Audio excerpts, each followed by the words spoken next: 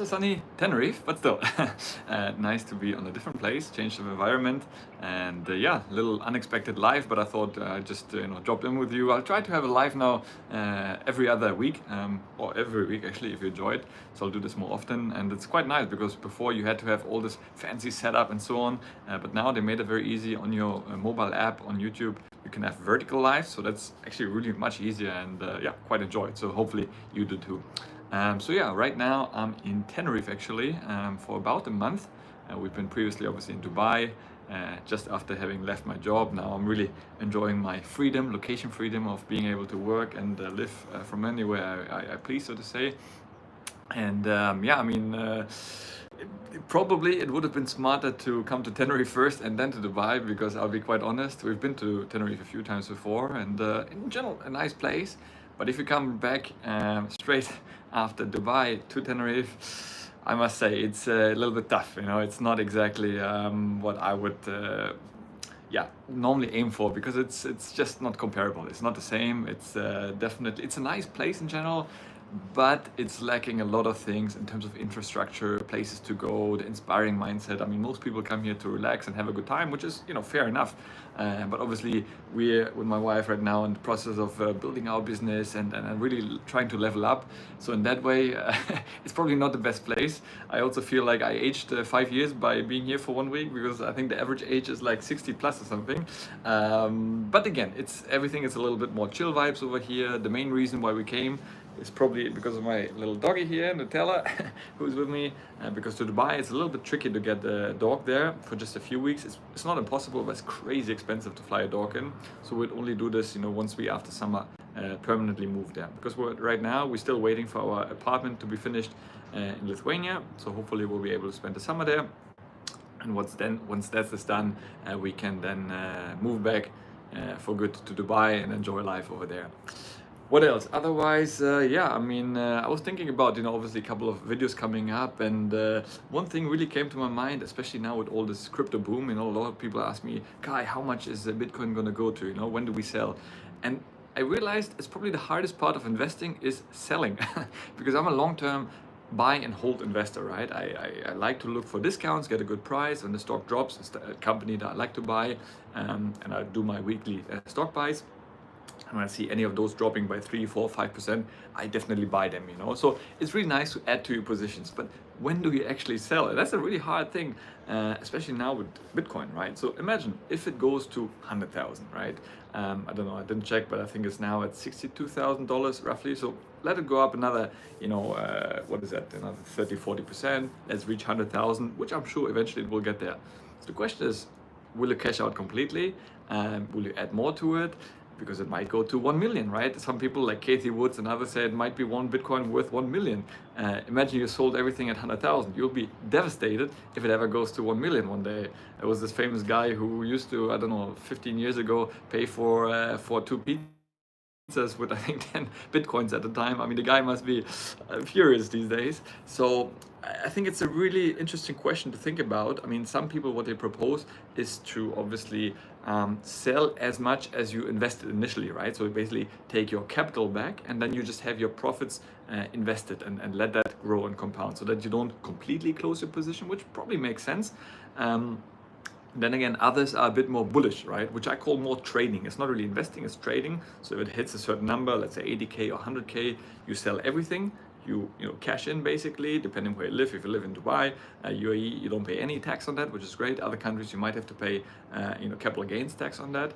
But then you would wait until the price does drop, which, you know, is quite normal in crypto, especially Bitcoin. It is very volatile, it fluctuates a lot. And then you would wait for a better entry point. So then basically you would have more money to buy more Bitcoin or crypto with that, right? So in that way you build a bigger position.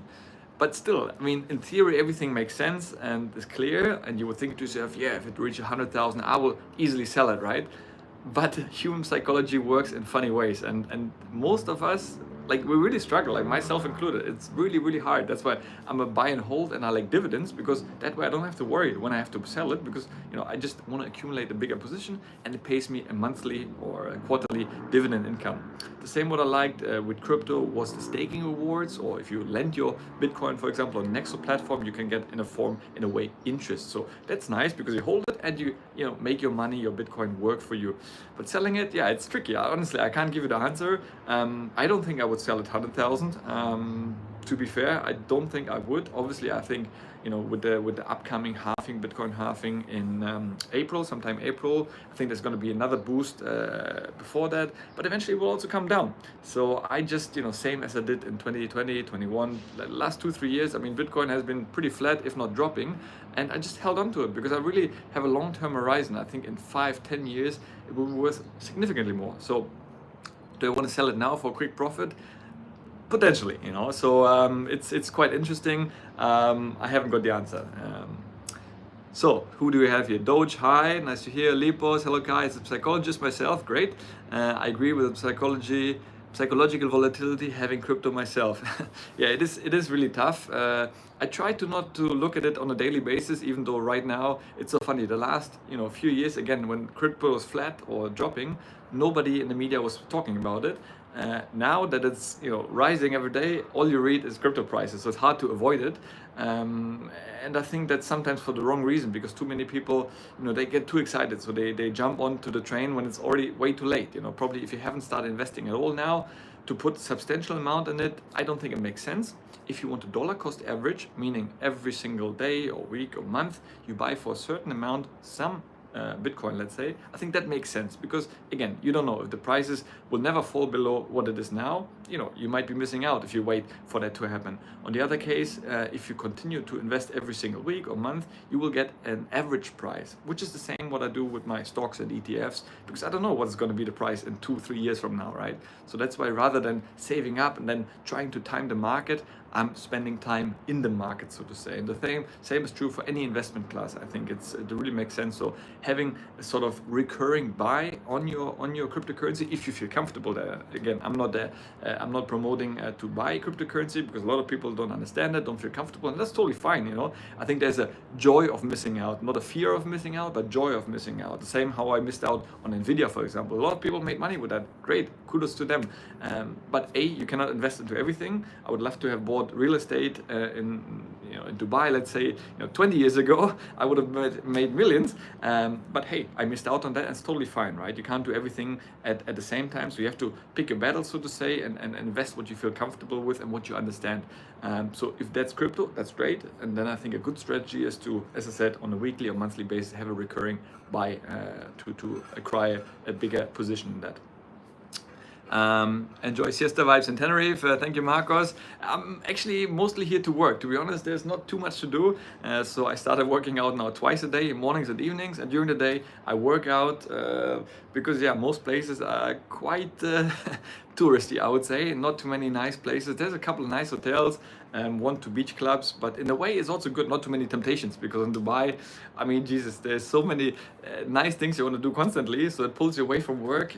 Here, there isn't too much of that. Sadly, not many good coffee shops. I usually like to work from a nice coffee shop, but even that doesn't really exist here too much. But still, hey, luxury problems, let's say. I mean, at the end of the day, look at behind me, you see the sea, even though it's a bit cloudy.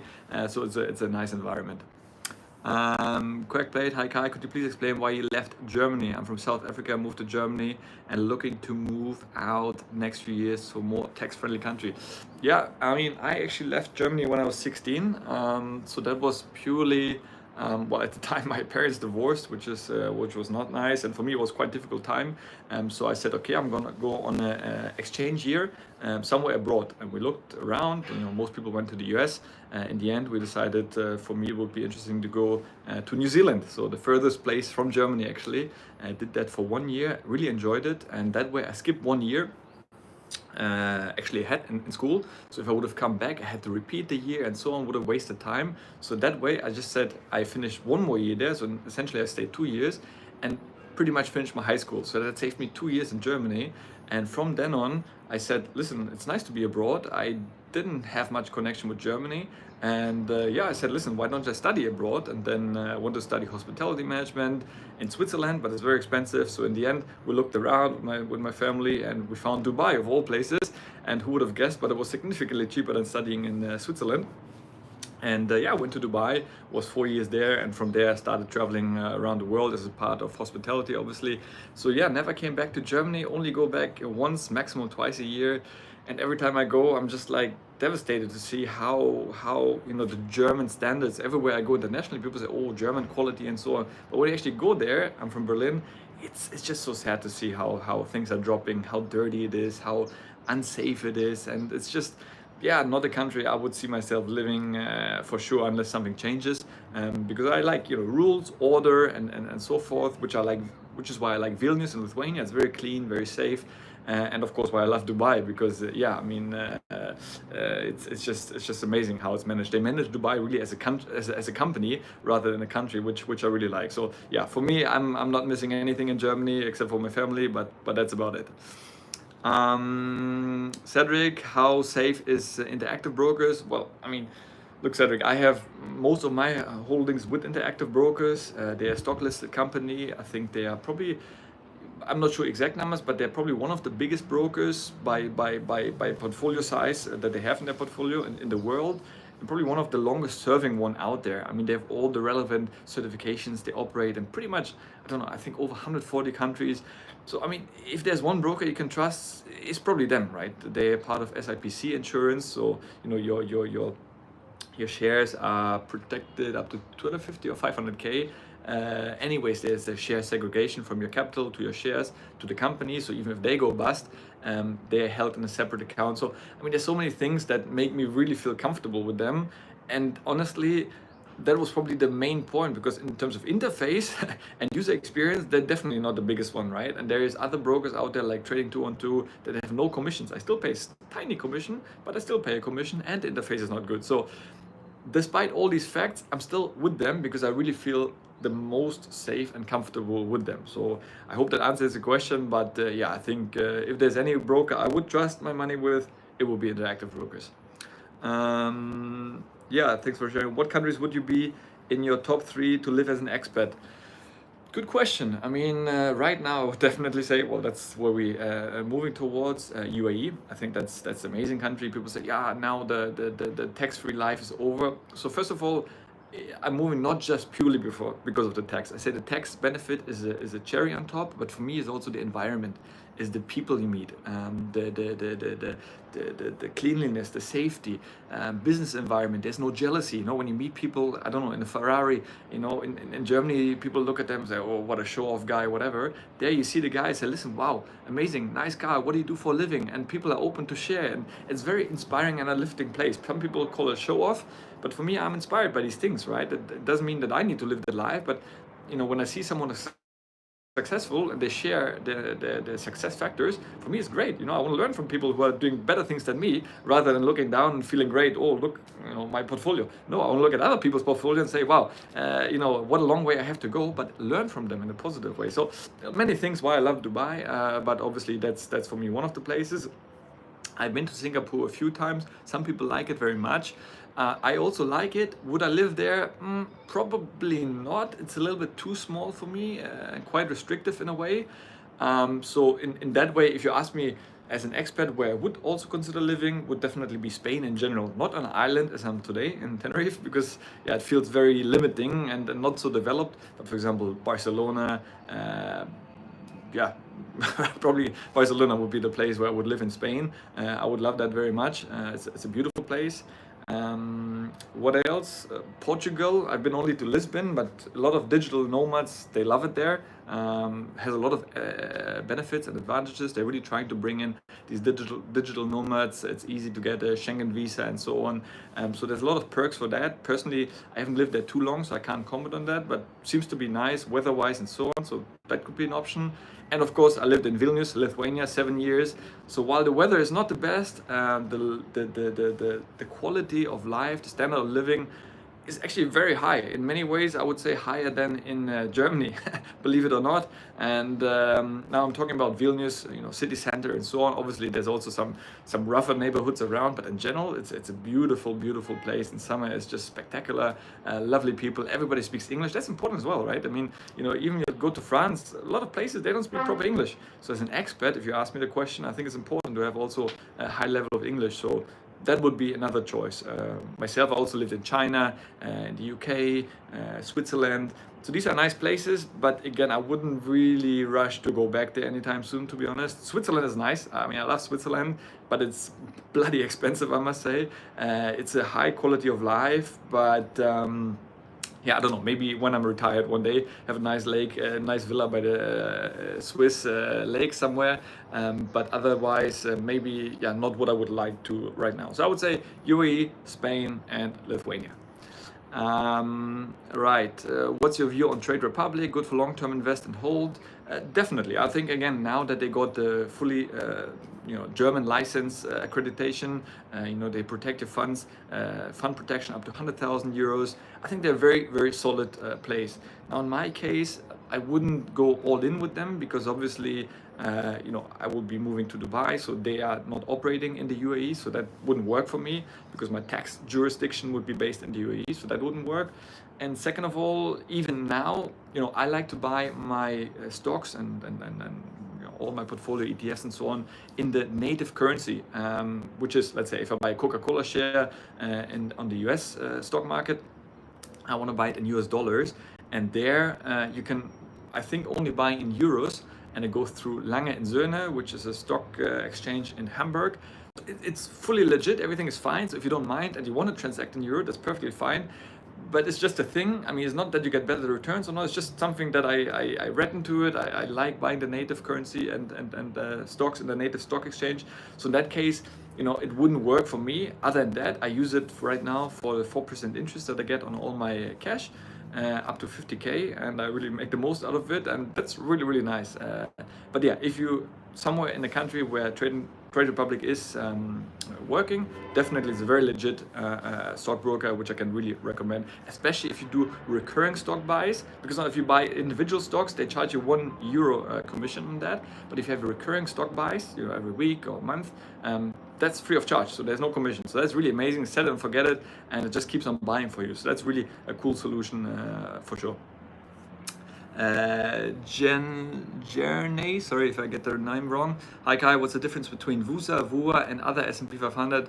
Why there is the difference in return between accumulating? So yeah, basically those two are, so one is I think VUSA and VUA, if I'm not mistaken now. So VUSA is the one I'm buying, so it's the S&P 500 from Vanguard, which is distributing, so they basically pay out the dividend every quarter.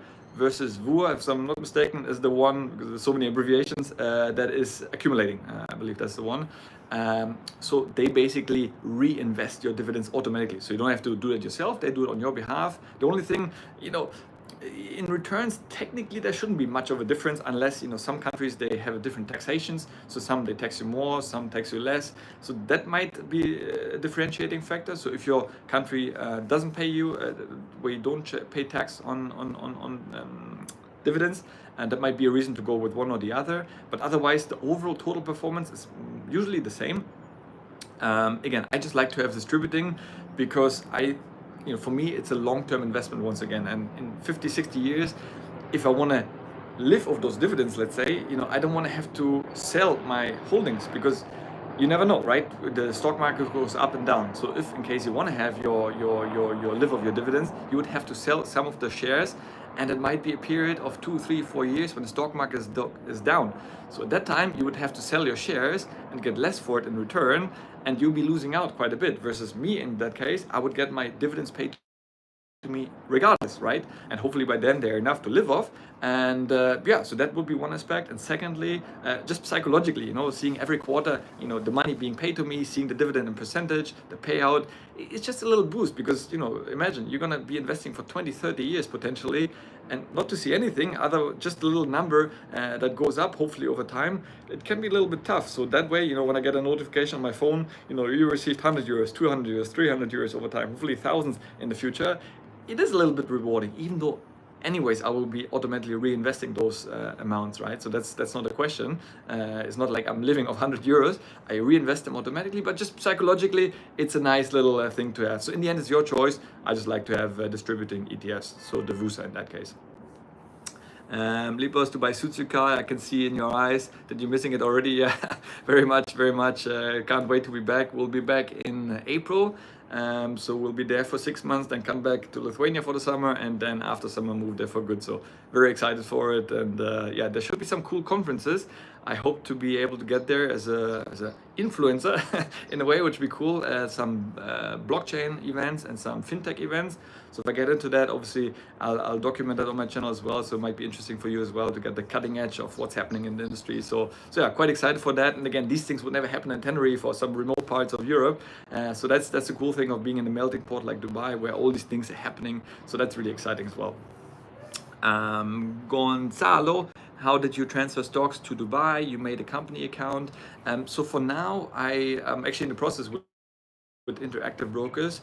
You basically just write to them and request to have a portfolio transfer. So they will just change the entity. It will take a few days, but then all done at the back end, basically. Nothing for you to do, because the good thing is they are operating in pretty much most countries, which is also a good thing. You know, as I said, with Trade Republic, for example, it's cool while you're in a jurisdiction that has Trade Republic access. But if one day you move to another one outside EU, most likely, where they don't have an account, you know what you can do.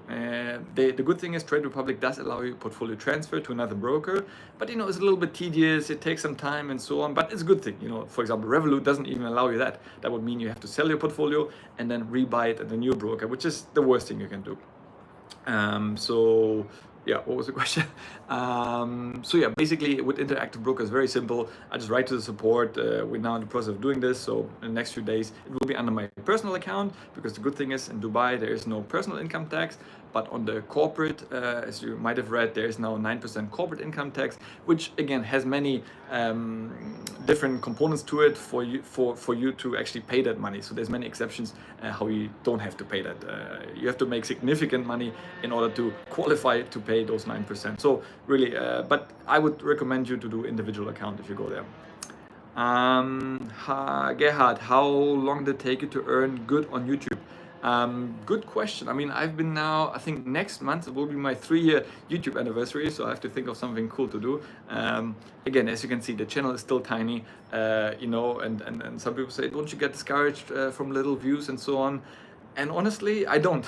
It's probably something within me. I'm really, it's my nature to be disciplined long term, and I know things will compound with discipline and consistency, because I've also seen so many people who got so excited about new things, new projects, social media, start a channel, you know, they're all excited, but then after a year they drop off. And I know if I stick with it and continue to evolve, obviously you have to do things better over time and you know, and then yeah, just improve, which is normal like in your job as well. But I know if I stick with it and being authentic and not come up with something scammy or, you know, try to pretend something I'm not, I think eventually you will find your niche, right? Will it be the next Mr. Beast? Definitely not. That's not my ambition. I mean, for me, it was even crazy when I hit 10,000 subscribers, you know? So if ever, I mean, to hit 100,000 would be like insane. But I know, even if it takes me 10 years, if I stick with it, I'll get there eventually.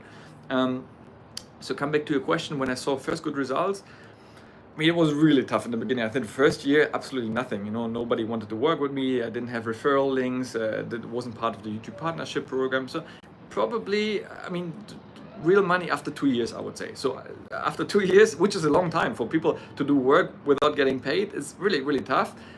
The good thing is I did it because I had a full-time job also, so I could do these videos, you know, in the evenings or my days off, what have you. So that helped me. If I did it 2 years without any income, it would probably be really tough. So I would always say, you know, start while you have another source of income, and then eventually it scales up. Now I'm, you know, getting to a position where, you know, the money from YouTube not starting to pay pretty much the same salary what I had previously in my full-time job as a you know, luxury hotel general manager, which was a decent amount. So yeah, not quite there yet, but every month I'm starting to edge closer to that. And again, as I said, I'm still a tiny channel, right? So if I keep on doing this and the audience grows, I think I'll be definitely able to get there eventually. And as I said, my long-term goal would also be to have different offerings, right? Maybe to have a membership one day, to offer masterminds where some of you guys, we fly you in to Dubai, we have a few days together, which would be really so amazing for me to do that in a nice hotel. We do some cool things, work out together, brainstorm, educate ourselves, share our problems, and that would be really, I will definitely do that one day, that's for sure. And yeah, online courses, a lot of people have been asking me, and it's not that I'm selling out, right? But obviously one thing, we need to monetize and to do this to make money, yes, definitely. And second of all, if it applies and it appeals to you, great, buy it. If not, I will definitely continue putting out free content here. So, yeah, I'll try to do many different things, but I love what I'm doing. If it grows, great. If not, I'm also happy doing this, because I'm not a guru telling you I know everything. I'm doing things basically to document my own journey, as well as become a better investor in the process, right? Only since I started doing this YouTube channel, I've been much more keen to learn new things, to educate myself, and hopefully become a better investor. Because I kind of have to put myself out there, right? Every week to show up and come up with new things and talk about things. And while researching these videos and talking about them, I learn more in the process. So, great if it helps you, but, first of all, I'm selfish, it helps me. So if that helps you in the process, that's great. But yeah, so in that way, it's like a win-win scenario. I like that. And that's why I'm never gonna say, you should buy this stock or that investment, because that will eventually fire back at you. And people say, wow, you told me to buy this, it went bad, and you owe me, and this, or people sue you. And yeah, I could probably make way more money with that. Buy my course or my membership, and I'll tell you what to buy to 10x your investments. But A, that's not me, and B, I think that's very short-term way of monetizing your channel, and you will burn out eventually, and you will be canceled eventually. So I really want to just educate in the space, document my own journey, and hopefully, spread some positive cheers in the process. Vulcano, hi Kai, what's the difference between PepsiCo based on Nasdaq and IBIS besides different market, US price and a... Good question. I think Coca-Cola, I don't know an example of PepsiCo, but Coca-Cola, they have a different entity in Europe. So I think it's called Coca-Cola European entity. So there's slightly different holdings under there. But in many cases, and I believe in PepsiCo case is the same, that basically it's the same holding. It's just, as you said, different currency and different stock market. So there isn't too much deviation. Ultimately, it's fairly similar tracked. But yeah, it's a personal preference. Again, I like to invest into the native currency where it's listed. But essentially, I know many people in Europe who invest into their local stock markets. IBIS, I believe, is Frankfurt. That's totally fine. I don't see a major issue with that.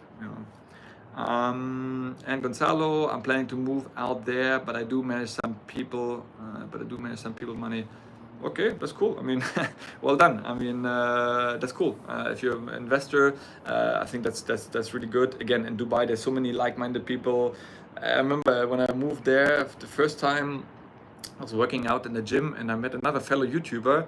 And I mean, the guy, like 500,000 people, I've been watching all his videos, and for me it was like, oh my god, I was like a little bit starstruck a little bit. I thought, okay, I'm gonna just speak to them.